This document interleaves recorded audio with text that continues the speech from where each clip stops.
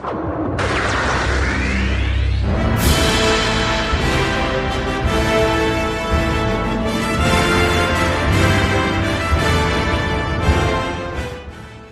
everyone and welcome to the Council of Elrond. I'm Dave and with me is my co-host Johnny, and today we are joined by Stephen from the Red Book on YouTube to discuss everything concerning the first official concept art released by Warner Brothers on the upcoming film The Lord of the Rings, The War of the Rohirrim, and the article that followed. But first, if you guys haven't yet subscribed to the Red Book on YouTube, I would thoroughly recommend doing that, as Stephen gives a great in-depth analysis and his own interpretation on Tolkien's Legendarium with his lovely, soothing Scottish accent. But between giving a new perspective on the Legendarium or talking about Tolkien inconsistencies, the Red Book is a great channel for any fan of Middle-earth. So we'll drop all the links to Stephen's socials and YouTube account in the podcast description below, so keep an eye out for that. But yeah, welcome Stephen. Welcome to our lovely show. It's great to have you. Yeah, thanks for inviting me. You're the first podcast I've ever been on, so hopefully not the last. See how it goes. We'll see how it goes. Glad to be here. But before we actually start, would you like to tell the listeners exactly what you do and where we can find you? Yeah, well, you summed it up probably better than I would, but I'm Stephen from the Red Book. I started my YouTube channel last May, and it's quite strange being here to talk about this film because I basically never talk about adaptations. It's a Tolkien channel, and everything for people who are just kind of getting into Tolkien all the way up to hopefully people who are really well versed in the Legendarium. There's a lot of good discussions and comments in all these videos, which I really appreciate, and everything from, like you say, my analysis of the work to just using the text to answer some in-depth questions or examining how Tolkien's writing changed over time. So there's quite a lot of material there, and like you say, the link will be there, and it'd be great if people who aren't aware of the channel would go and check out a few videos, see if you like it. Of course, yeah. It's amazing because I just kind of assumed that you've been doing YouTube videos for so long because, I don't know, they seem so professional. I actually went back to look at your very first video and it seemed really really professional. And it's always nervous for a content creator.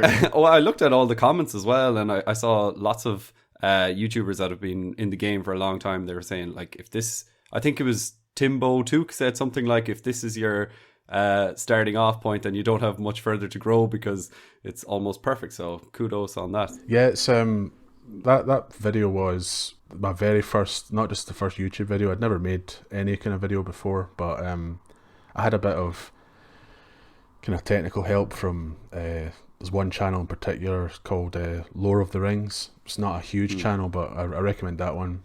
And I think I've changed a lot since then. It's kind of rough going back to hear how I recorded and all that kind of stuff, but it's not even a year old, and I've got a lot of experience for writing Tolkien though. I was doing that for 4 or 5 years before YouTube, so I had a lot of material I could bring over. So I think that's the most important part apart from the visuals, but it's been good so far. I think the improvements there for people to see, to be honest, so hopefully. Good stuff. Very good. Yeah, and by the way, are you guys surviving Storm Eunice, or is that a thing in Spain? I know over here it's not as windy as it is in the UK, but how is it over in Scotland? A typical Friday afternoon, it looks like, but it's more sleet. It's too wet for the snow to settle, but it's trying its best anyway. So yeah, some people were getting sent home early from work and all that, so it's pretty bad today, but we're kind of used to it here. Yeah. Wow. But actually, going back to speaking about YouTube channels as well and setting up YouTube channels, Dave and I, we made our venture into the world of YouTube just a few days ago with our first YouTube video, which was a bit of an accident, to be quite honest. We had a guest on and we just recorded we did like a screen grab while we were recording, and then afterwards, when it was all finished, we said, hey, it might be a good idea to throw this up on YouTube. And we hadn't prepared for it properly. We were Like, I mean, we didn't have our lightings all perfect and things, so it was it wasn't a great starting off point. So I think we've got plenty of room to grow from. We set the bar extremely low, so it can only get better. So about this new film, The War of the Rohirrim. This first look and release date might have gone under the radar for many because of the whole Amazon releasing their trailer and whatnot, but I don't think the timing of this announcement is any coincidence because, I'd suspect Warner Bros. They probably want to ride this Lord of the Rings hype as much as they can. So, I think it came out less than 24 hours after Amazon's teaser. But before we actually pull up the first look of the show, let me just read what Variety had to say. They said, quote, "Set roughly 2 centuries before the events of J.R.R. Tolkien's The Hobbit and The Lord of the Rings, The War of the Rohirrim will explore the exploits of Helm Hammerhand, the King of Rohan, and the creation of Helm's Deep, the stronghold featured in Peter Jackson's The Lord of the Rings, The Two Towers." So that's a pretty cool opening statement. Stephen, what do you think is going on here? Who is Helm Hammerhand for those who don't know? And what are we likely to see from this movie? Oh, that's quite a lot there, but yeah, sorry. Let's start off with who is Helm Hammerhand? Well, Helm Hammerhand was I'm going to end up giving spoilers here for writings from 60 years ago, but he's the ninth King of Rohan and the last of the first line of kings. So that line ended with him, and people familiar with Lord of the Rings will know the second line ended with Theoden. So this is how far back we're going. And he's, I would say, a bit of a eccentric figure. He's kind of known for killing people with his bare fists, and he was Helm's Deep is name who only know the Lord of the Rings as well, with that whole Rohan imagery and all this kind of thing. So he's a famous figure in Rohan's history, probably only less famous than the first king, Earl, but I think there's a good opportunity here to show something really interesting with him because, like I say, he's very eccentric and quite crazy, I would say, as well, based on what Tolkien had written about him. He's quite a strange character for Tolkien, so I'm kind of looking forward to see what they do with him, to be honest. So we're just going back 250 years and one of Rohan's most interesting kings, I would say.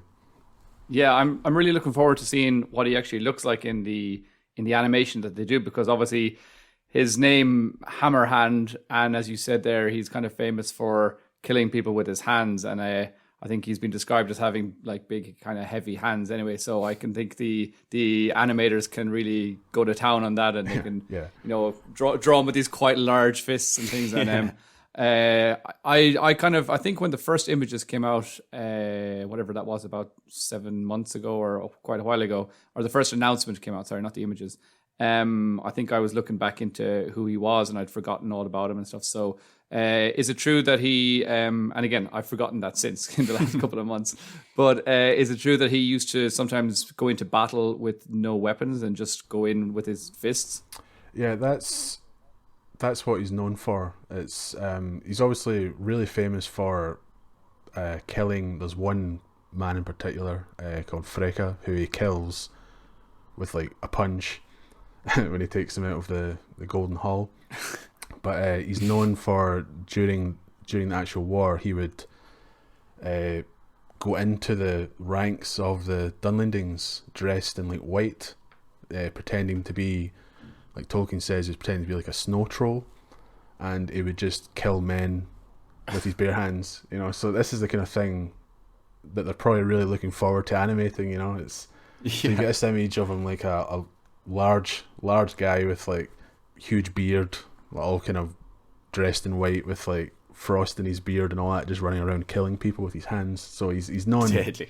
He has to use his hands. So there's been a lot of people drawing like artist impressions of him, and they're always giving him like big swords or big axes, and everyone's like, no, he has to just kill people with his hands. That's what he's known for. So they need to get that part right. That's what I was saying in the anime. The animators can go ahead and instead of giving him a big axe, they could just give him, big hands, huge hands, just ginormous hands, because that could be kind of cool. And obviously, then if he goes into battle wearing all white, a couple of moments later, it's just going to be completely red.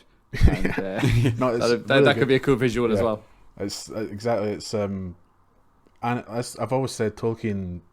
These kind of stories for Tolkien would really benefit from animation. I don't think it would maybe a bit goofy if they were doing it in a live action kind of setting, but with the animation style, they could really do something interesting, like, so it's not really cheesy that he's running around killing people with his hands. It could stylistically, they could really pull it off depending on what it's going to look like. So no, who knows what that will be like. But I mean, if he ever runs into Frodo, he can just say, "You have my hands." Everyone's like offering Frodo all these great weapons. He's like, "High five." Yeah, just covering Frodo's head with his hand. That's how big it is. Yeah. Probably. I was just going to ask Johnny if you'd like to pull up the images that were released, because there's two. It's strange when you go onto Variety. There's that one image, and then if you go onto like IGN. I'll bring this one up first. So bring whichever one up first, and we can. Yeah, so this is the one that was released by Variety. So guys, where do we think this is? I know Johnny speculated that this might be Helm's Deep, but Johnny, is that what you're going with? Helm's Deep? That wasn't my speculation. When we were talking about the two images before we started recording, I said, "Oh, which image do you mean? The one he's gone up to Edoras, or the one that looks a bit like Helm's Deep?" And I said that mainly because of you're looking at, you can see these mountains around. There's a big wide open area, but then there's this little mound here. And I was mainly saying about Helm's Deep in the movies, where one of the Uruk-hai that's leading the army, he like comes up on this mound and stands there and gives his battle cry.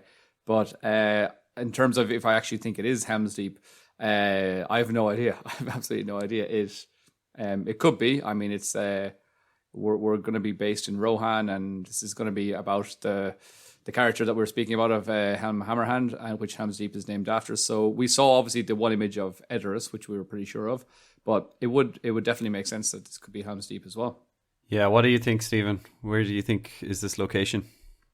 I don't think it's Helm's Deep. Helm's Deep is the description we're given of it. It's not actually so far off what Peter Jackson and co were doing in their films. It's built on a rock, and that's connected to what's called the Deeping Wall. It's like a really deep valley in the White Mountains. So this seems a bit too open for it to be Helm's Deep, but could be. But I looked at that and I thought it was maybe Edoras, because it looks like there's something on top of the mound there. But okay. So this actually could be Edoras up here, is it? Yeah. On top of that, we're just really far away from it. It could be, but there's also there's other places in Rohan that are really important as well. Like there's the home of the kings before this time, which has still been held by descendants of kings. So there's the Aldburg, for example. That's where the first king, Earl, was. That's where the kings were before the Golden Hall. So that's on a green hill in the Fold. You hear Theoden speaking of the West Fold and this kind of thing. So there's actually a green hill that's a really important settlement in Rohan called the Aldburg, which the descendants of the second king, Brego, they're housed there all the way through to the Fourth Age. So it could be something like that, and that's next to the White Mountains as well. So it's maybe closer to that than either one. It just depends how deep they're going with the geography of Rohan. But it'd be quite cool if that was the place they were doing. Well, I mean, they don't have a whole pile of story to actually go off, so I think maybe they could kind of focus on the geography almost in of Rohan and use that to be I don't know, the main kind of thing pulling the story together, which would be really cool. Yeah, because it can't be. No, in the films with the story of the Two Towers, we know Helm's Deep and Edoras they're the main locations, but this is an opportunity to show that Rohan isn't just one little settlement and then that fortress. You've got an opportunity to have the war across the whole land. So they might even invent places, who knows? But it'd be quite good if they were showing more than just Edoras and Helm's Deep, and I think they will. Yeah, I'd like to see some more locations, and I think there's no harm in having places styled the same way as Edoras. Maybe that's just like the Rohan style back in those days. They built on a big hill, and that was their fortress. But yeah, looking at all these people, it's hard to tell. Is it Rohan? I'm pretty sure that's Rohan in the distance, as in the Rohirrim, and then in front of us are the orcs and Haradrim, I'm guessing. It is hard to tell, but like I think that the Rohirrim have shields that are like green with some white bits on them. So yeah, I don't know. Circular shields. Yeah, circular shields. And a lot of horses, so. And it's going to be all stylized in the same way that Peter Jackson's movies were. But for anyone that doesn't know, this will actually be an anime-style film about Rohan, releasing in April 2024. And I just want to read a little bit from the article here. Variety said, "The War of the Rohirrim is also drawing much of its creative DNA from Jackson's 6 features set in Middle-earth. Philippa Boyens, who was part of the Oscar-winning screenwriting team for The Lord of the Rings and The Hobbit trilogies, is executive producing the film. Phoebe Gittins, which is Boyens' daughter, and writing partner Artie Papagiorgio are penning the screenplay based on a script from Jeffrey Addis and Will Matthews. And the creative team includes Sir Richard Taylor, who won Oscars for makeup and visual effects for The Lord of the Rings, Alan Lee, who won an Oscar for art direction for Lord of the Rings, and Tolkien illustrator John Howe." So this will it's confirmed that this will be in the continuity and canon of Peter Jackson's Lord of the Rings. So how does that make you feel, Johnny? Yeah, I like it. I'm happy about it. I mean, if they had told me that it was going to be something completely different, I think I'd be quite happy as well. But obviously, it's nice to have something linking it back to those memories that we have of watching the movies. And obviously, from the images that we can see here the one that we're looking at the moment of the Big Mumakil. He obviously just looks exactly like the ones that we saw in Peter Jackson's one. He looks a little bit maybe not as enormous, but maybe that's just the angle of this image. But yeah, I love the images that we got from the Rohirrim and all of Rohan from Peter Jackson's movies. So it's really going to be nice to get thrown back into that world, but in a kind of an anime style. And also, when we first heard that it was going to be an anime movie, I was a little bit concerned because I'm not a huge anime fan, but looking at these couple of images that have come out, it looks incredible, and now I'm really up for it now.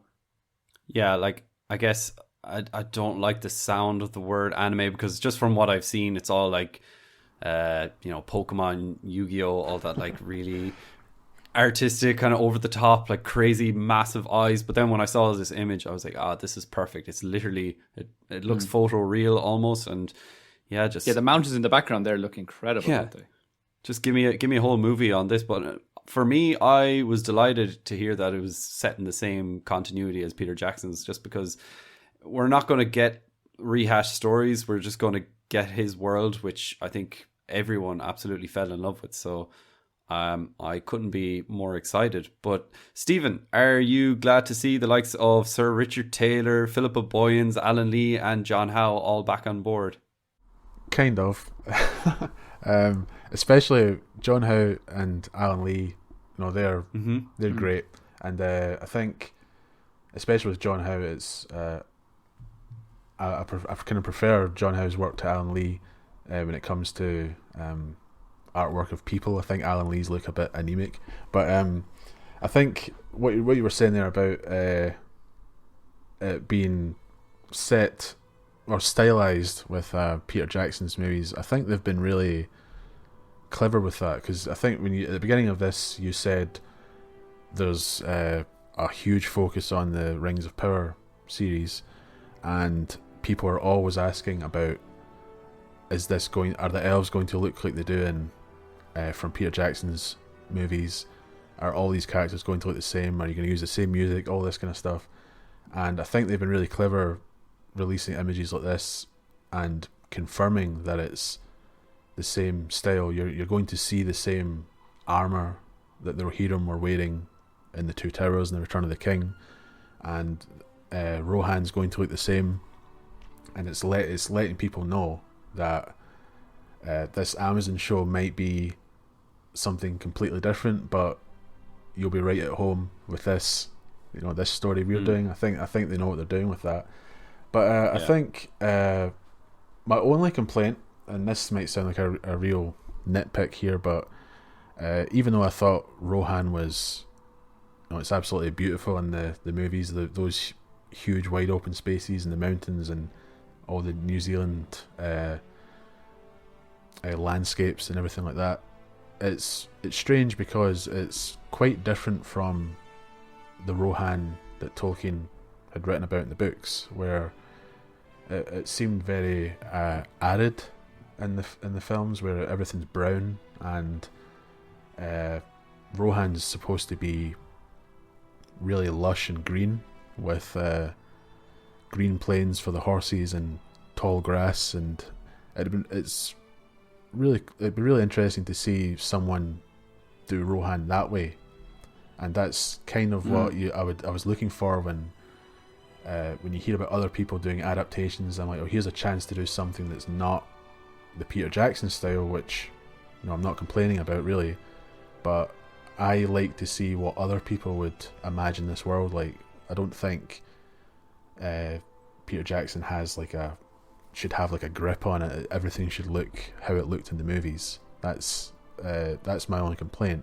But if it looks like if Rohan looks like it did in the movies, they're still going to pull it off, and it's still going to look really good. So I'm kind of not upset, but it'd been great to see another design.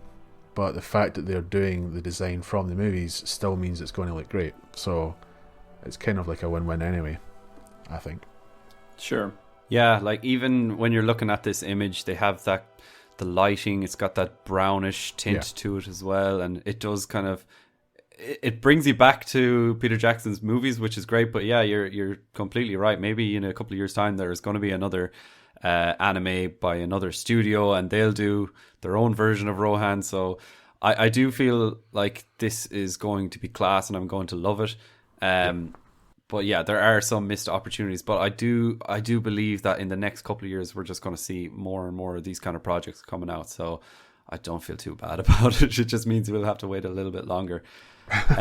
So guys, I also have a sneaky feeling that we might not get Howard Shore, but we're going to get some returning themes as well. And for me, and probably for Johnny as well, this is like the best part of Peter Jackson's movies, is just getting to hear, especially that Rohan theme. So if we don't get it in this movie, I will be bitterly disgusted and disappointed as well. But what do you guys think? Do you think that they will include Shore, or they'll just have the rights to his music? And I don't know. How do you think they're going to deal with that, John? Well, I've no idea. I mean, it could. Maybe it'll depend on how the first series of the Rings of Power is received. And if Howard Shore sees that people are still crying out for more of his music, and I can't see how they wouldn't, but obviously he's involved in the upcoming Amazon Rings of Power. So that was a huge, for me and Dave anyway, we've spoken about it before, that was a huge point for us, where we were thinking, this is just incredible. We absolutely grew up on those soundtracks from the first movies, from the Peter Jackson movies, and we absolutely are huge fans of Howard Shore. So I'm really, really excited to see him come back in the Rings of Power. Now, as to whether they'll be able to get him for this, that would be incredible. We're just speculating on whether, it's a long time away before we're going to hear any sort of confirmation on things like that. But obviously I think most people, a lot of people would say that one of their favorite themes from the three movies was the Rohan theme. And it's just really beautifully done and epically done. And if you watch the the movies, and if you listen to the music over the course of the movies, he does little small nuances and details where he actually changes the theme going through it, and how it starts off with certain instruments that are a little bit more somber, and as it builds, and then as Rohan joins and meets up with Gondor and has the battle on the Pelennor Fields, it's a much more triumphant version of the theme. And so Howard Shore is just a master of little details like that, kind of starting off with this kind of violin, kind of a sad version, then building it until by the third movie you were really accustomed to the theme, but you could hear it in a whole new light with these more brass and trumpets, and he's just he's an absolute master and a legend. So I would be really happy if he came back with that. And now if he did come back, I mean, of course I'd love to hear some of the same themes as well for Rohan, but I'm sure as well he'd be able to work his magic and do maybe I don't know if it would be a completely new theme. I'm sure he could go using the same instruments and maybe in some of the same keys and kind of find something similar that's still familiar. And maybe something new, but it's still with a familiar sound. So I don't know. I'm happy to just if they got someone like Howard Shore on to just say, here, look, you do what you think is best. And I'm not too sure more about that, but I'd be delighted, of course. I mean, Howard Shore, he had themes for different peoples and armies and all that kind of stuff, but he also had individual like people themes. There's like certain characters, like obviously Gollum has his own little theme. I'm pretty sure there's... The Ring has this theme. Yeah, so he has individual themes. So there might be like a Helm Hammerhand theme, and that could like merge into the Rohan one. So I don't know. Oh yeah, no, there will, of course. It's exciting. It's exciting to see what he'll do if he's involved. Yeah, it's big if there. But no, as you were saying there, maybe he'll give a theme to Helm Hammerhand, and I'm sure maybe some of the main characters will have their own little themes, and maybe we'll see some other characters. You know, we could see characters like, I don't know, maybe Gandalf or even Sauron, people that we could see them appearing as well. And he might give them a little theme as well. But as to whether or not he uses the exact same Rohan theme and blends that into it as well, that remains to be seen. But and again, it remains to be seen if he's even involved at all. So yeah, it's a whole lot of speculation. I was actually going to ask about that as well. So we know that we're going to be getting Helm Hammerhand, but do you think we could get some familiar faces or people that, you know, Tolkien fans would actually know, like Gandalf or Saruman? What do you think, Stephen?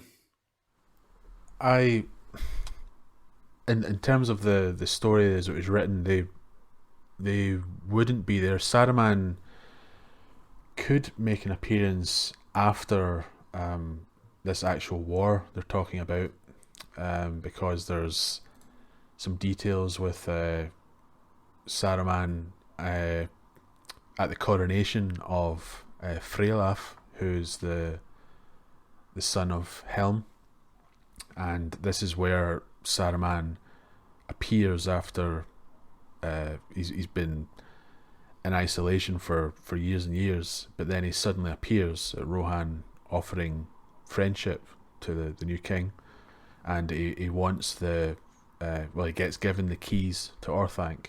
So and this is to protect, ironically based on what Saruman does later, it was to protect Rohan from the Dunlendings.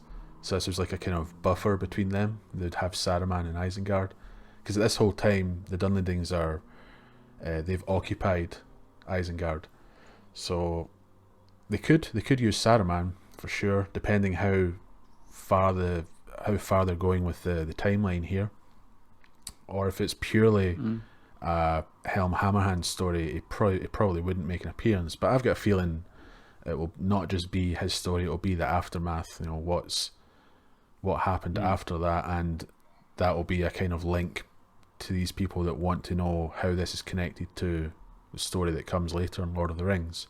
So I would probably bet money on Saruman being mentioned or making an appearance, even if it's brief. I wouldn't say so for Gandalf, and for other recognisable characters, I think that's what's interesting. It's because this is a story of men, and we're a couple of centuries before the Lord of the Rings. So you're not really going to get any familiar men, of course. And this is a story in a war that's really about warring kingdoms of men. So I'd hope that they wouldn't shoehorn characters that shouldn't be there just for that recognition. But someone like Saruman would work, and that could be really good if they involved him. But that would be at the tail end of the story.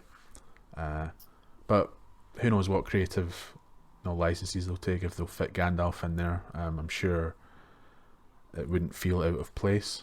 I'm sure that could work, but Saruman would definitely work. Yeah, they could even just mention, as you said, the likes of Gandalf or Saruman, and just kind of, say like, oh, we've got word from such and such a person, just to mention their name. And then what I'm thinking is that maybe they could mention the name Gandalf and then use that in like their trailer to just be like, so people would hear the name Gandalf in the trailer while seeing all the other visuals and kind of go, oh, I recognize that name, I recognize that armor, and I'm going to go and see that movie. Do you work in marketing at all? That's that's exactly what they. I don't, exactly, but maybe yeah. Hire me. Or they could have Saruman showing up in kind of like a post-credit scene, like all the Marvel movies do now. That's what I imagined when I was saying that. I said, I bet they'll do it like end credits, and a white wizard will show up, and it was something like that. Hopefully, it's better than that. But yeah. So Warner Brothers. I keep saying Warner Brothers. Is it Warner Bros? I think it's Warner Bros. They've written Warner Bros, but I'm pretty sure everybody can say Warner Brothers. So Warner Brothers Pictures Group Chairman Toby Emmerich has said, "It is a gift to be able to revisit Middle-earth with many of the same creative visionaries and the talented Kenji Kamiyama at the helm." I like the way he used the word helm here. This will be an epic portrayal unlike anything audiences have ever seen. So that sentence alone just gave me a little bit of goosebumps. Again, I've got goosebumps on my arm right now. So we already know that there's going to be Haradrim, Mumakil, Dunlendings, Rohirrim, Easterlings. But Stephen, I just wanted to ask, what exactly do you think we'll see in this story? We already kind of know what kind of people are going to be in it, but do you think they're just going to redo the same story of Helm Hammerhand killing Freka and the whole wedding, or do you think they're going to create something new, or is there anything else that we don't know of, perhaps?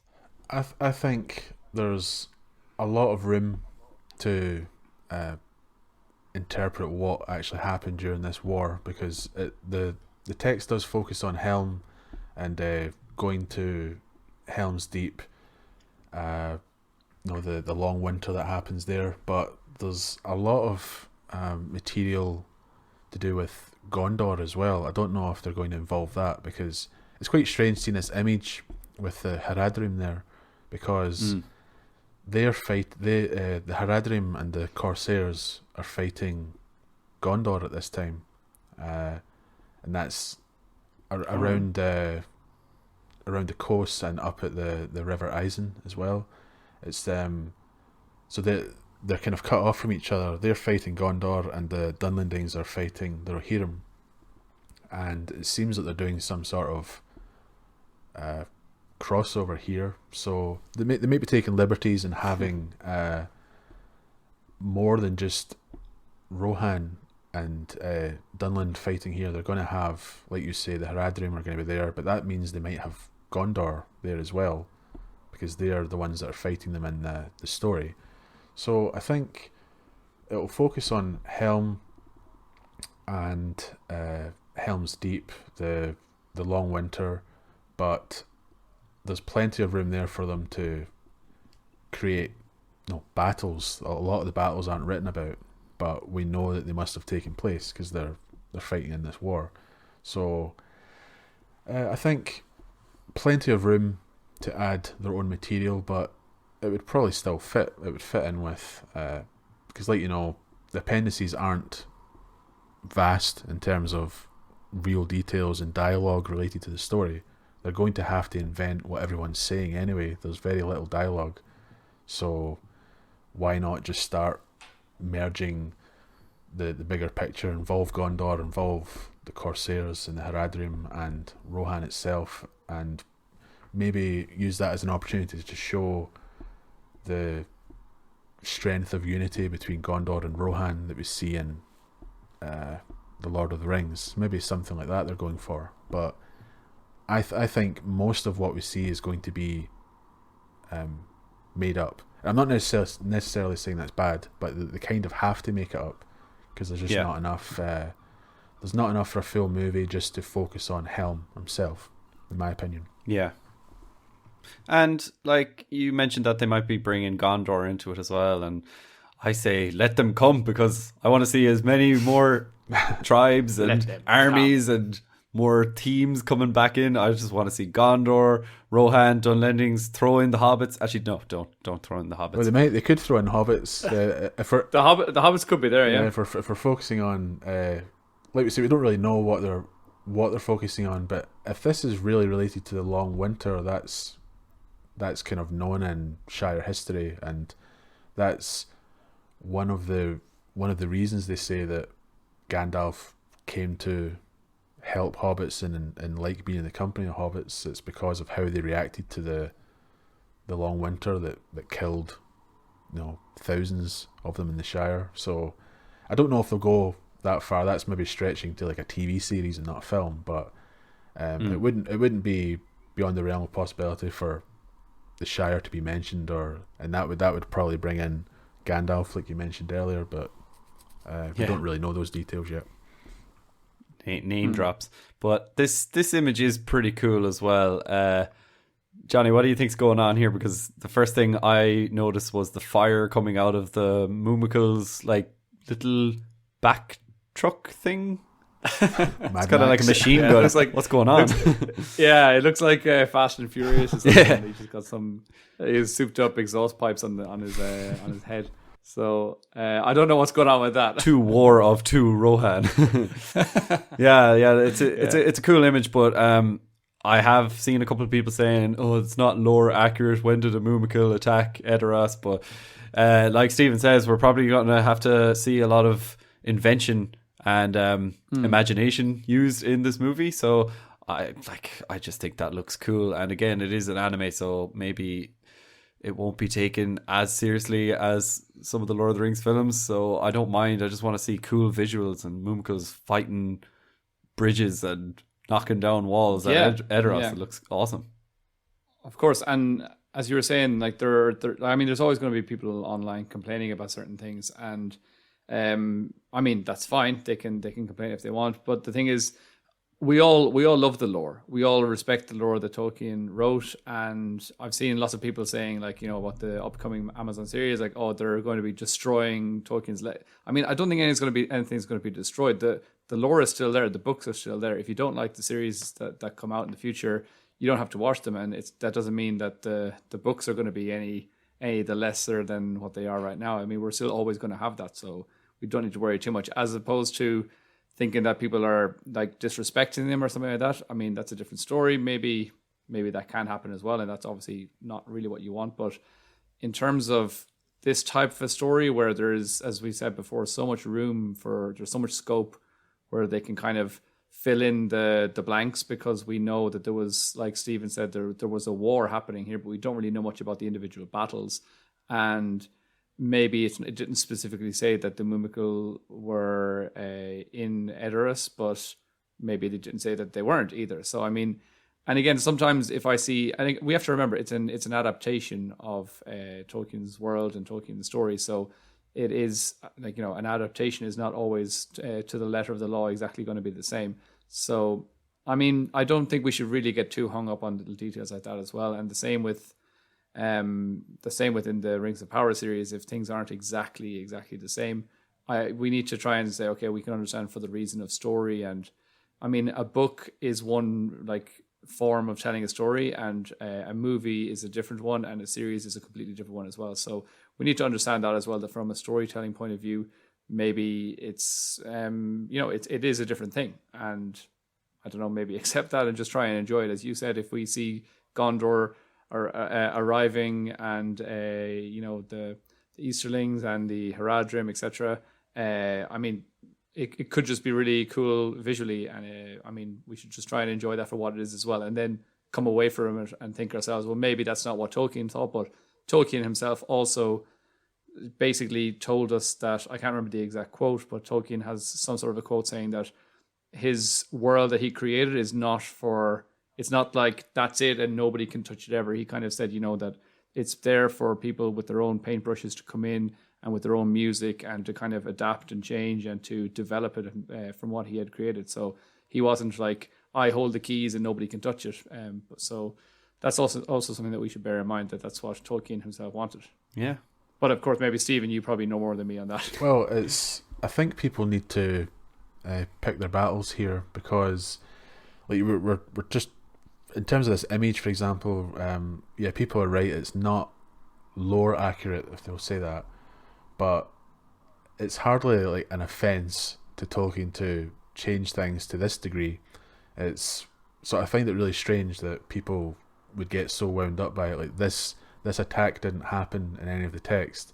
And you're like, well, okay, but is it that big a deal? It's not changing Helm Hammerhand's character and the events of the story to such a degree, because the important part of this story is the whole the usurping of the throne, and these are the important parts. So Helm and his children, what happens to them, that stuff should all still be there. And if they're adding a bit of their own creative license for how battles will play out, it's not changing what the essence of the story is. And I think if that's remaining the way Tolkien had written it, you can't really complain. It's a bit like people complaining about the armor. A lot of people complain about the armor that people wear in these adaptations. It should always be chain. It shouldn't be plate, because of what the period it's based on, what they would wear in that. And Tolkien did say it's always like chain. But then I'm thinking, is that like the hill to die on? Does it really annoy you so much? There's far bigger problems with adaptations than a bit of your own creative license. Just we want to imagine them looking like this, let's do it like this. I think it's not that big an issue. So like you say, the books are still there, and the bottom line is, if we just followed the story of Helm Hammerhand to the letter, there'd be very little to adapt. There'd be almost no dialogue, like I said earlier. It would quite interest me, because it's quite a bit of intrigue with power moves for the throne and all this kind of stuff. It's more Game of Thrones than Lord of the Rings, but it would just be that, and all this extra stuff that's not written. If you're not going to include that, then what's going to be there? You have to just think that this is an adaptation of one character's story, and there's nothing wrong with this kind of embellishment. In my opinion, it's not that big a deal, but that's just my opinion on it. True. Actually, I used to like this, but I've just seen that the Mummicle, it looks like he only has 4 tusks instead of 6. So actually, now I hate it. Shocking. That Mummicle doesn't look as big as well. So it's not lore correct. So no, I'm not going to give it a chance. The Ents only had 6 toes, not 7. So I don't like it. There are people like that. It's very strange when it gets to that level of detail. It's that's just nitpicking, in my opinion. The article also mentions that casting will be announced shortly, so I really hope that doesn't happen, by the way, before this episode comes out on Wednesday, because that'll be a pain in the ass. I doubt it. Yeah, well, who knows? We recorded our episode on the Rings of Power, all the posters, the hands, and we just got that out before the trailer dropped, because that would have been all completely futile. But yeah, I just wanted to ask both of you guys, who would you cast as Helm Hammerhand? So I'll start with, well, maybe while you're thinking, I'll give you who I think should be Helm Hammerhand. J.K. Simmons would be a brilliant voice actor for it, because he is, well, I don't need to give you the reasons why. He's an incredible actor, but we've actually seen him in a animation recently, which was it Invincible, I think it was? Yeah, Invisible? No. Yeah, Invincible. So in that, he plays a character, Omni-Man. He's just big, strong, powerful. I think he's got some menacing hands where he kills people with his bare hands and that as well. So he would suit the role perfectly for me. So what about you guys? I'll go to Johnny first. I don't know. I hate these kind of questions. I always kind of go blank. I don't know why, but the first person that came to mind was I can't even remember his name now. Rachel McAdams. He plays Endyamar, and he plays the guy from The Boys as well. Carl Urban. I mean, Carl it kind Urban. of Carl Urban. I mean, I don't know why. I immediately thought of the guy from The Boys, and then I was like, wait a minute, that's Endyamar. So when I thought of his voice, I mean, he's got a completely different accent in The Boys than he does in The Lord of the Rings as well. So I just kind of thought of him as being this like complete badass, and then like a moment later, I was like, wait a minute, he plays one of the Rohirrim. So that was a really weird kind of roundabout way to get back to someone. Yeah, definitely. Yeah, but I can't think of anyone else really at the moment. But there's probably I don't know. That'd be nice. That'd be nice because it wouldn't break the fourth wall either. It's a completely different thing. It's just a voice as well. So I think that'd be really nice for a previous actor. It doesn't have to be Carl Urban, but one of the actors that was on Lord of the Rings. It just gives them a chance to, take on a new character in the same continuity. I don't know. There's something quite beautiful about that. What about you, Stephen?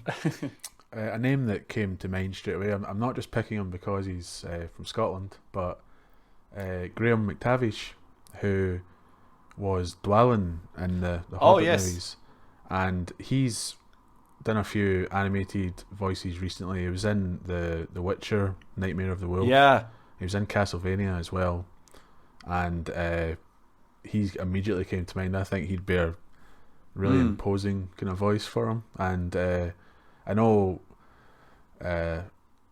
with Rohan, we're not imagining them having Scottish accents or anything like that, but I think he's good at accents, and he's got that kind of menacing kind of voice behind him. So, and he's he's the word I was thinking. Yeah, and he's been in the films before, like you said, even though there were those 3 bad ones. But I think he would really work. Fellowship of the Ring.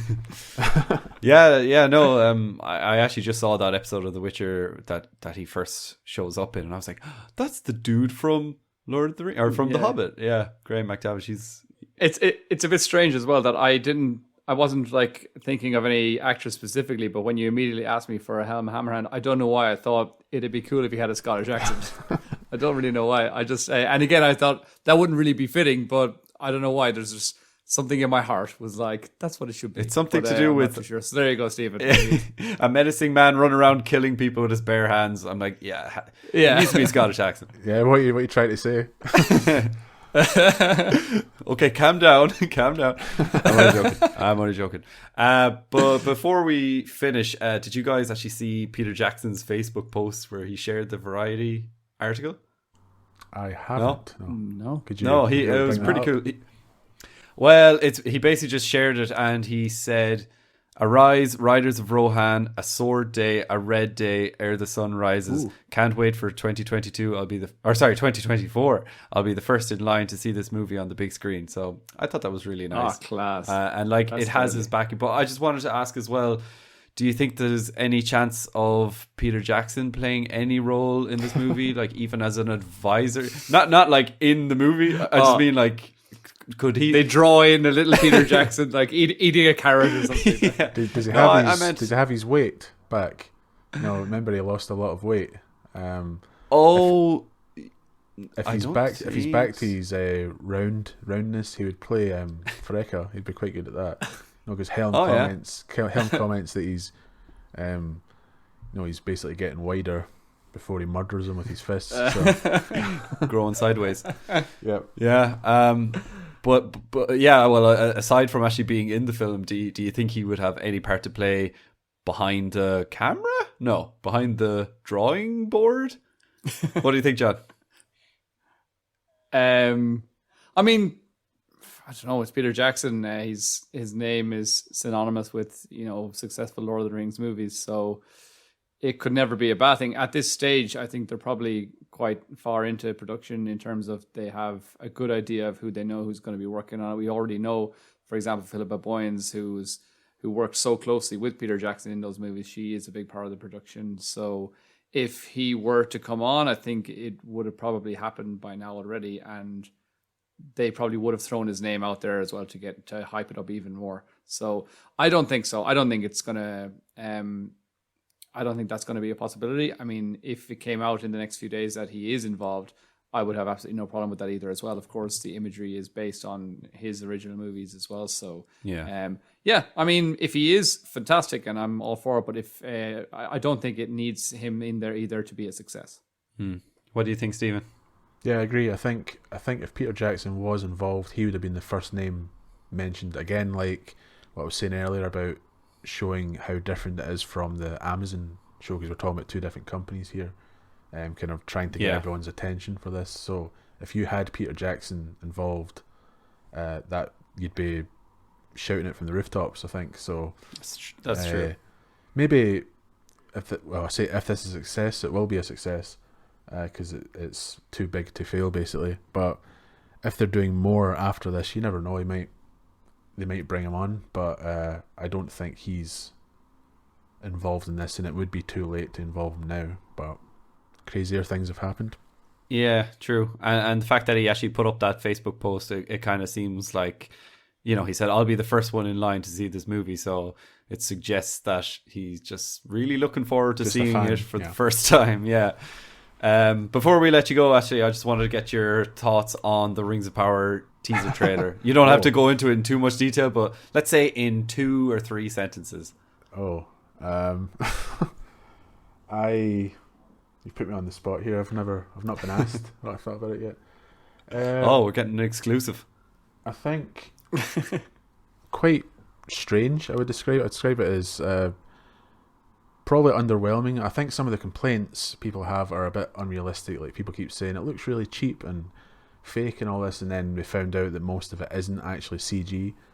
Like, everyone was saying everything looked like CG, and I'm like, well, it's not really. They've shown all the behind the scenes for it and all this, but I think there's a few parts that are really confusing me. Like, everyone talks about the Meteor Man and how the elves look, and it maybe seems a bit off, but I'm not really bothered by it. It's I'm one of these people that would think, let's wait and see what the show's like, because you can't really base anything off a teaser. A teaser's meant to tease, isn't it? So they didn't give a lot away, of course, but wait and see how these characters sound and what the story's actually like. I think there's not enough there for people to be getting so wound up like they have been, and for this kind of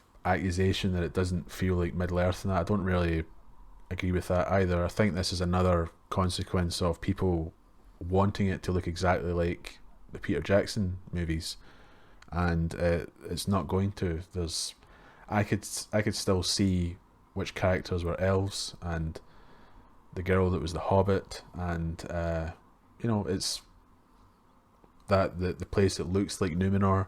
It's kind of all there for you, and maybe wait until the first episode comes out before we get the pitchforks out. There's a long time before, like a long time of more teasers and more information to come out, and I think it's a bit too early to be getting so angry about it. We just don't know enough. Completely Of course, agree. just don't know enough about Agree. it. Yeah. I've seen worse teaser trailers. Yeah. Sure. I think, Dave, you and I had basically the exact same opinions, that maybe our only kind of weird sort of concern or confusion was maybe that whole story with the Meteor Man thing. But apart from that, we can't really complain too much. I mean, people are going crazy about the elves with short hair and stuff like that as well. And I mean, it is a bit strange. It's a bit of a strange choice, but I mean, they don't all have short hair. We've seen one of the main guys has short hair, and then we've seen an image of what could be Finrod with also with short hair. But it's a bit strange. But again, it's not, like we said, it's not one of those details that we should get completely upset about and just burn all of your Tolkien memorabilia or something like that. So Yeah. So yeah, we'll have to wait and see. We will. But if any of you guys, listeners out there, want to hear our thoughts, you can just check out our episode last week where myself and Johnny discussed the Rings of Power teaser trailer with Dan from Voice of Geekdom. Which is on YouTube as well. Oh, sure. Oh, yeah. Okay, we can announce it here. We've been on YouTube. That plug in there as well. We're on YouTube for a whole about 5 days now, so go and follow us there, guys. Okay. But yeah, apart from that, that's pretty much all we have time for today. But Stephen, thank you so much for coming on. It's been an absolute joy, and we'd love to have you on again. Yeah, I'm definitely up for that. Thanks for inviting me on. Of course. Our pleasure. Gun knuckles for 8. And Rohan will answer. Muster the Rohirrim.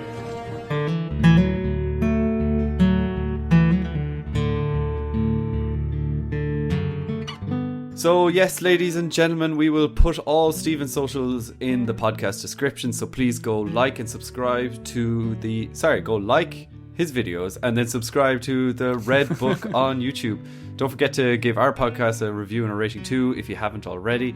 And if you want to reach out to us, our links are also in the podcast description. We really want to know what your thoughts are on the announcement too. Are you guys excited to come back to Jackson's version of Middle-earth?